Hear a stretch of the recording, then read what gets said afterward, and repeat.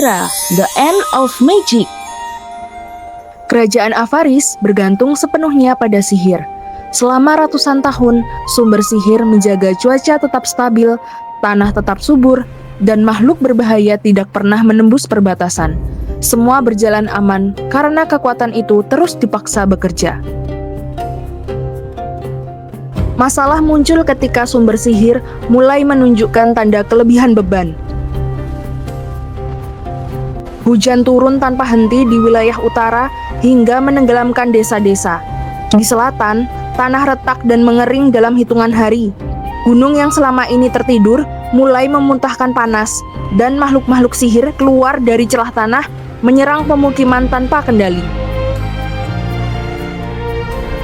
Bencana itu bukan serangan musuh, itu akibat sihir yang terlalu lama diperas. Di tengah krisis tersebut, pewaris kerajaan Avaris justru tidak memiliki kemampuan sihir.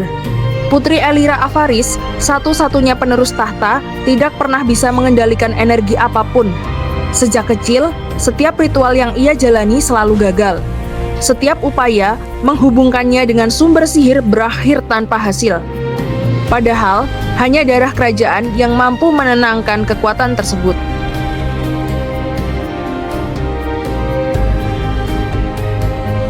Ketika bencana semakin meluas, tekanan terhadap Elira meningkat. Bangsawan menuntut solusi cepat. Rakyat mulai kehilangan rumah dan hasil panen. Kerajaan membutuhkan pengendali sihir sekarang, bukan nanti. Dan Elira dianggap sebagai hambatan terakhir. Ritual terakhir dilakukan saat sumber sihir hampir meledak. Upacara itu seharusnya menjadi penentuan nasib sang putri. Namun hasilnya justru memperlihatkan kenyataan yang jauh lebih berbahaya. Elira bukan gagal menggunakan sihir. Keberadaannya justru menekan energi tersebut. Setiap kali ia berada di dekat sumber sihir, badai mereda, dan tanah berhenti bergetar. Selama ini, para raja Avaris menarik kekuatan tanpa batas, membuat energi sihir semakin tidak stabil. Elira terlahir bukan untuk mengendalikan sihir, melainkan untuk menahannya. Konflik mencapai puncaknya. Jika sihir terus digunakan, kerajaan Avaris bisa bertahan beberapa generasi lagi. Tetapi, bencana akan semakin sering dan semakin parah hingga dunia hancur. Jika sumber sihir disegel, badai, gempa, dan makhluk sihir akan berhenti.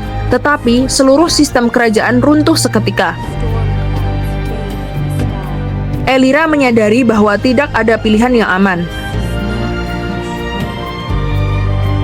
Hanya ada pilihan yang menghentikan kehancuran. Akhirnya, ia menyegel sumber sihir.